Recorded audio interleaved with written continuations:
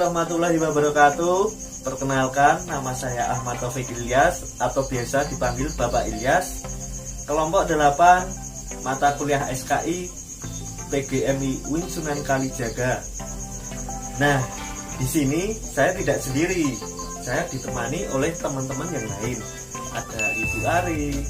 Peristiwa Isra Mi'raj ini adalah peristiwa yang sangat menakjubkan. Ibu Ulan. Ada muka yang ramah dari para penjaga neraka tersebut. Dan ada Ibu Mila.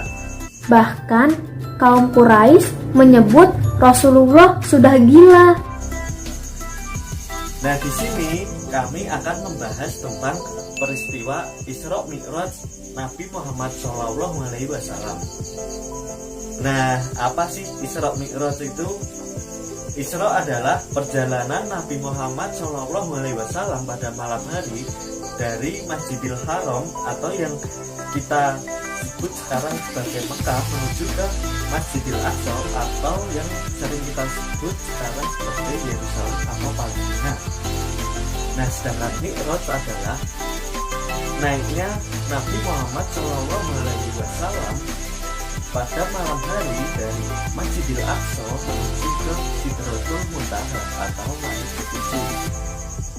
Jadi Isra Mi'raj adalah peristiwa di mana Rasulullah SAW melakukan perjalanan dalam waktu satu malam dari Masjidil Haram menuju ke Masjidil Aqsa dan dilanjutkan naik ke Sidratul Muntaha atau langit ketujuh. Nah, coba bayangkan berapa cepat yang perjalanan yang dilakukan oleh Rasulullah SAW. Secanggih apapun manusia menciptakan kendaraan pada zaman ini, tidak akan bisa melakukan hal tersebut. Tapi pintu ajaib Doraemon bisa nggak ya? Itu kemana saja? Isra Mi'raj pada tahun ini jatuh pada tanggal 22 Maret tahun 2020, tepatnya pada bulan lalu. Nah, untuk mengetahui lebih lengkapnya, mari kita simak video ini sampai habis ya. Assalamualaikum warahmatullahi wabarakatuh. Bagaimana kabar kalian hari ini? Pasti baik kan? Nah, perkenalkan, nama Ibu Ari. Sebelumnya telah dijelaskan oleh Bapak Ilyas mengenai pengertian dari Isra Mi'raj. Pada kesempatan kali ini, Ibu akan menjelaskan tentang latar belakang terjadinya peristiwa Isra Mi'raj. Seperti yang diterangkan dalam surat Al-Isra ayat pertama yang berbunyi, A'udzu billahi minasyaitonir rajim. Bismillahirrahmanirrahim.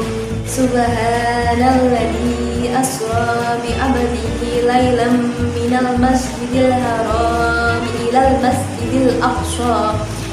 masjidil aqsa alladzi barakna hawlahu linuriyahu min ayatina innahu was-sami'ul basir.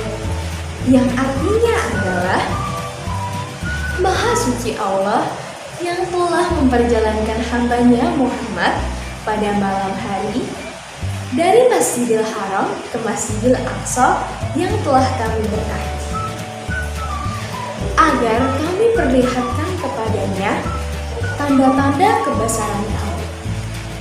Sesungguhnya Dia Maha mendengar, Dia Maha melihat. Ayat ini menjelaskan tentang peristiwa Isra Mi'raj dari Masjidil Haram ke Masjidil Aqsa. Tujuan Allah memperjalankan Nabi Muhammad dalam Isra Mi'raj adalah untuk memperlihatkan kebesaran dan kuasa Allah. Nah, sekarang mengapa Nabi Muhammad yang dipilih oleh Allah untuk melakukan perjalanan Isra Mi'raj? Itu karena setelah Nabi Muhammad menjadi Rasul, Nabi Muhammad semakin giat dalam melakukan dakwah. Semakin giat Nabi melakukan dakwah, semakin banyak ancaman dan tantangan yang diterima oleh Nabi Muhammad. Semakin banyak ancaman dan tantangan yang diterima oleh Nabi Muhammad semakin khawatir dan cemas akan keberhasilan dakwahnya.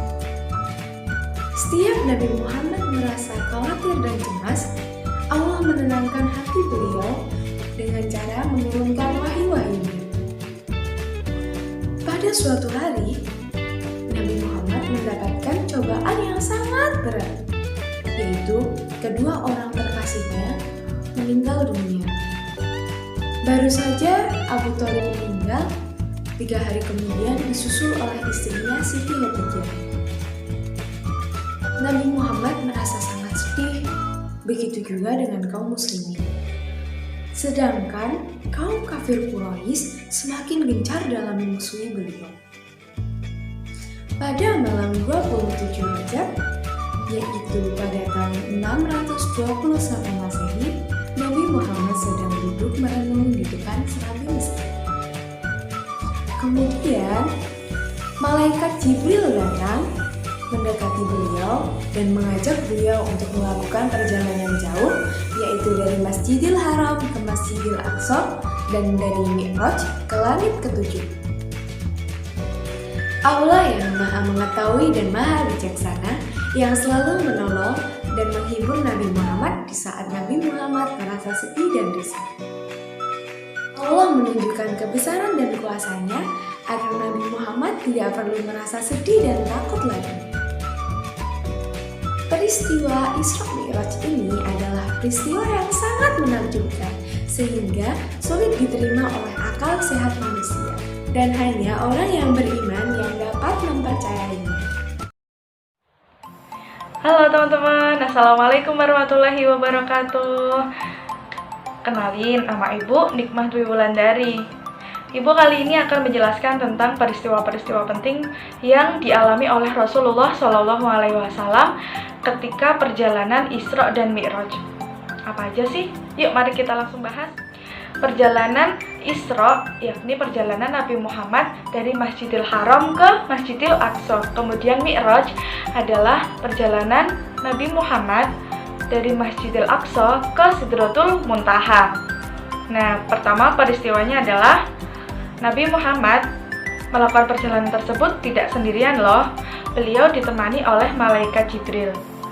Beliau bersama malaikat Jibril menggunakan kendaraan yang dibawa oleh malaikat Jibril dari surga bernama apa yo?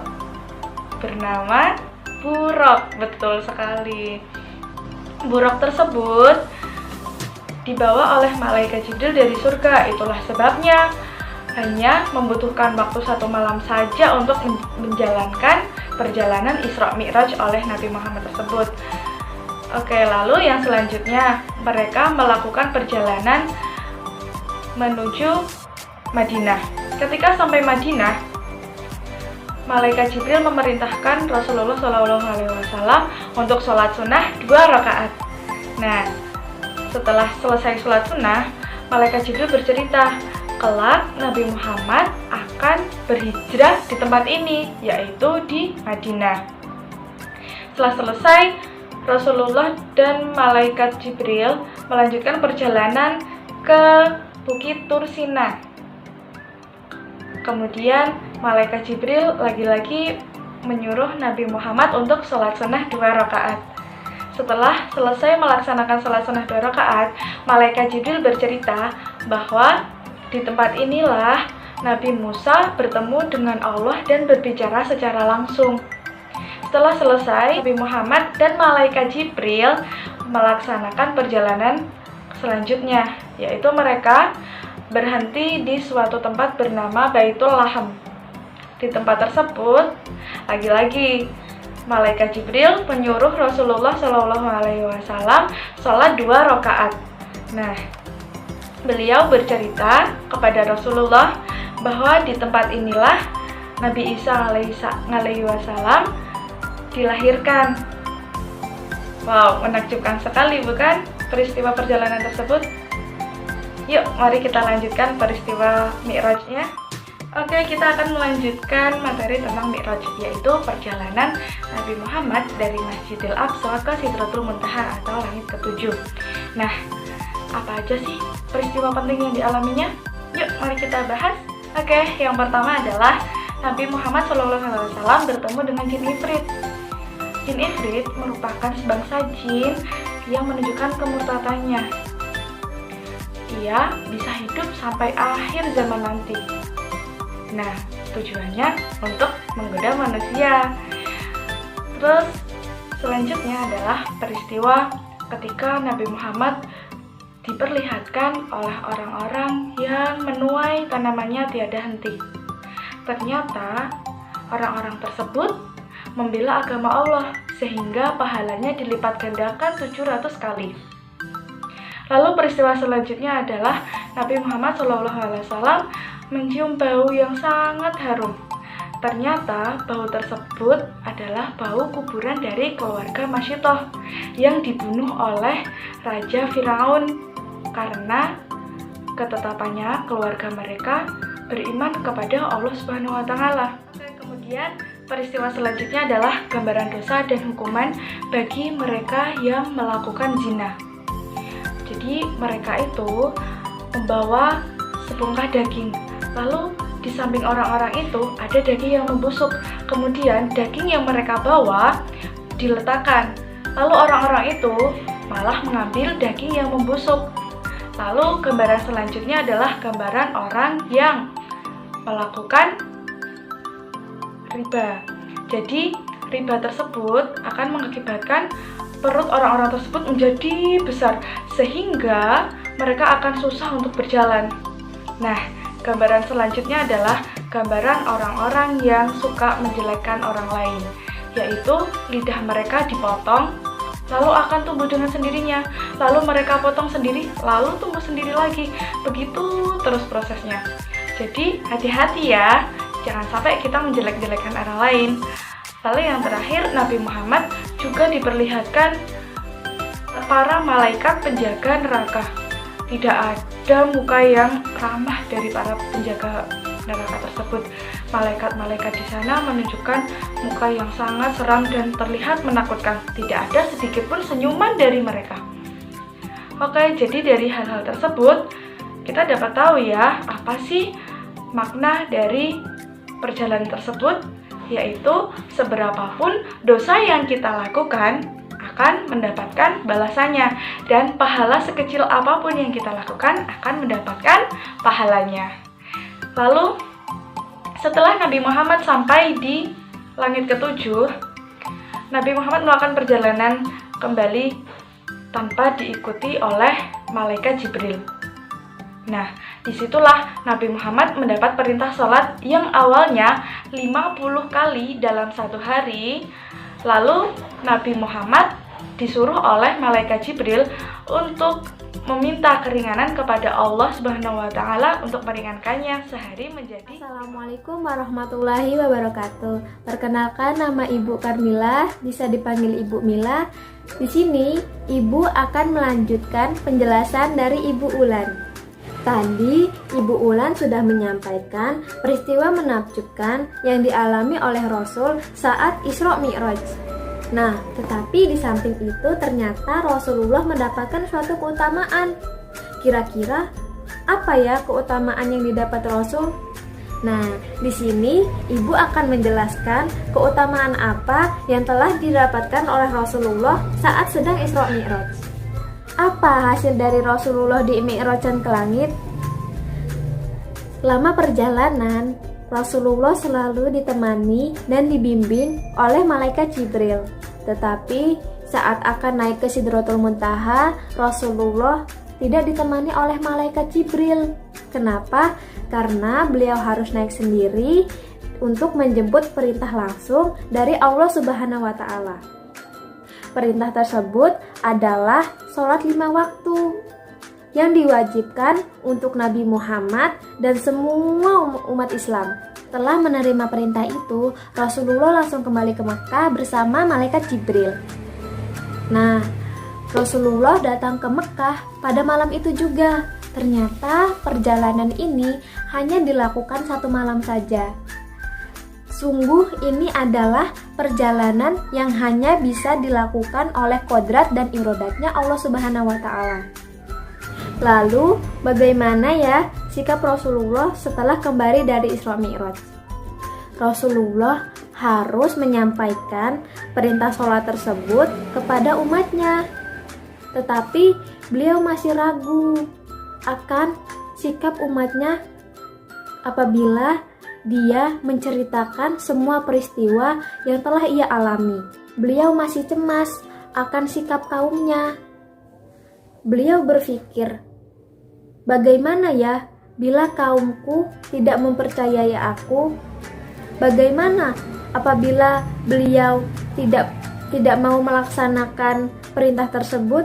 Apakah mereka bisa menerima kebenaran peristiwa yang telah dialami Rasulullah?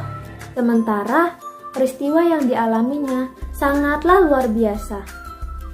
Dan beliau pun berpikir, bagaimana ya cara menyampaikan perintah tersebut kepada umatnya? Lalu, bagaimana ya sikap kaum Quraisy saat mendengar berita Isra Mi'raj? Rasulullah yang memiliki sifat tabligh, beliau akan selalu menyampaikan wahyu kepada umatnya. Beliau tidak akan menyimpan wahyu itu meskipun terdapat tantangan yang sangat berat. Setelah itu, beliau memberanikan diri menceritakan peristiwa Isra Mi'raj kepada kaum Quraisy. Ternyata benar, kaum Quraisy tidak ada yang mempercayai berita yang telah disampaikan oleh Rasulullah. Bahkan kaum Quraisy menyebut Rasulullah sudah gila. Tetapi saat dalam kondisi tersebut, Abu Bakar datang dan ia membenarkan dan mempercayai semua berita yang dikatakan Nabi. Anak-anak, sebagai orang yang beriman, kalian harus mempercayai dan meyakini peristiwa Isra Mi'raj. Iya anak-anak, kenapa sih sholat 5 waktu diwajibkan untuk umat Islam? Seperti yang kalian tahu, sholat 5 waktu ini adalah perintah langsung dari Allah Subhanahu wa Ta'ala kepada Nabi Muhammad saat melakukan Isra Mi'raj. Nah, sholat 5 waktu ini memiliki keistimewaan dibanding perintah wajib lainnya. Kira-kira apa ya keistimewaan sholat 5 waktu? Salah satunya adalah perintah sholat 5 waktu ini diberikan oleh Allah tanpa melalui malaikat Jibril kepada Nabi Muhammad. Nah, jadi perintah sholat ini diberikan langsung kepada Nabi Muhammad tanpa melalui malaikat Jibril. Nah, kalian ingat lagi deh, rata-rata wahyu yang diberikan oleh Allah kepada Nabi Muhammad semuanya melalui malaikat Jibril. Tetapi untuk perintah sholat ini, Allah memberikannya langsung kepada Nabi Muhammad saat melakukan Isra Mi'raj. Pada awalnya, dalam sehari semalam, sholat dilaksanakan 50 kali. Tetapi Allah memberikan keringanan kepada Nabi Muhammad dan umatnya, sehingga sholat diwajibkan menjadi 5 kali dalam sehari semalam. Tetapi keutamaan dan amalnya tidak kurang dari 50. Sholat 5 waktu merupakan rukun Islam yang kedua. Setiap orang yang sudah dewasa dan balik wajib melaksanakan sholat 5 waktu. Sholat adalah tiang agama. Bagi orang yang melaksanakan sholat, berarti ia telah menegakkan agama. Dan bagi orang yang meninggalkan sholat, berarti ia telah merobohkan agama. Orang yang meninggalkan sholat sekali saja, maka namanya akan dicatat di pintu neraka, sampai ia melakukan kembali atau mengkodok sholatnya itu. Sholat menjadi amal ibadah yang sangat penting. Amal perbuatan manusia yang pertama kali dihisab saat hari perhitungan atau yaumul hisab adalah sholatnya. Jika seseorang baik dan sempurna ibadah sholatnya, maka amal ibadah yang lain akan dinilai baik. Dan sebaliknya, jika sholatnya buruk, maka amal ibadah yang lain akan dicap jelek. Contohnya, kalian melakukan sedekah, menolong orang, sering berpuasa, sudah berhijab, tetapi kalian jarang melakukan sholat, maka saat yaumul hisab, perbuatan kalian itu tidak ada nilainya. Makanya anak-anak harus melakukan sholat 5 waktu. Tahukah kalian hikmah apa yang dapat diambil dari peristiwa Isra Mi'raj? Ada beberapa hikmah yang dapat diambil dan dipelajari dalam kehidupan sehari-hari dari peristiwa Isra Mi'raj Nabi Muhammad. Yaitu, yang pertama, kita harus meyakini bahwa apapun yang Allah kehendaki itu bisa terjadi. Karena Allah Maha Kuasa atas segala sesuatunya. Jadi, kita sebagai manusia tidak boleh sombong. Seperti contohnya, Nabi Muhammad SAW, walaupun seorang pemimpin, beliau tidak pernah sombong. Yang kedua, kita wajib taat kepada Allah dan Rasul-Nya. Ketaatan harus dibuktikan dengan cara ibadah. Ibadah utama orang Muslim adalah melaksanakan sholat. Perintah sholat diterima langsung oleh Nabi Muhammad dari Allah pada peristiwa Isra Mi'raj. Yang ketiga, kita harus mencintai dan bangga kepada Nabi Muhammad SAW. Karena bukan hanya seorang nabinya orang Muslim, tetapi beliau juga merupakan seorang pemimpin bagi umat di seluruh dunia. Peristiwa Isra-nya Nabi Muhammad dari kota Mekah menuju Yerusalem membuktikan bahwa yang mencintai Nabi Muhammad tidak hanya orang Arab saja, tetapi juga orang di luar Arab. Wilayah yang pada saat itu merupakan pusat kekuasaan Nasrani dan Yahudi juga tetap menerima dan menghormati Nabi Muhammad SAW.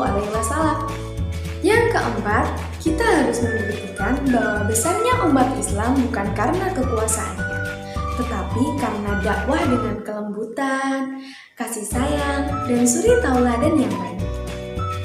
Nabi Muhammad SAW dalam berdakwah selalu memberikan contoh yang baik, membangun kepribadian umat, tegas dalam hal akidah, dan juga kasih sayang kepada seluruh umat walaupun bukan umat Islam. Nah, itulah hikmah-hikmah yang dapat dipelajari dari peristiwa Isra Mi'raj.